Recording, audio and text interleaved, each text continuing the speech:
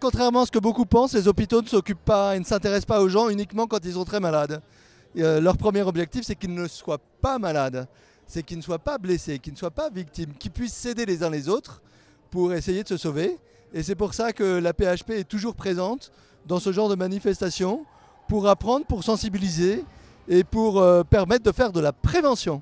La prise en charge des victimes d'arrêt cardiaque par le public, c'est une des façons les plus simples d'améliorer la survie. Donc impliquer le public, lui montrer que c'est simple, qu'on ne risque rien à faire le massage cardiaque, que ces quelques gestes avec l'alerte peuvent faire une différence majeure en termes de pronostic et de survie, c'est un message pour tout le monde.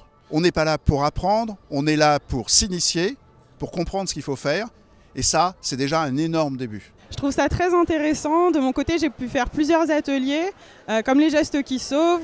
J'ai déjà eu l'occasion d'en faire, mais j'étais assez petite, donc je ne me souviens pas forcément. Je trouve aussi très intéressant qu'il y ait plusieurs ateliers qui ne tournent pas forcément autour du don du sang. Et voilà, on apprécie beaucoup le salon. L'arrêt cardiaque brutal, la mort subite, qui touche les adultes jeunes même, c'est à peu près 50 000 personnes par an en France.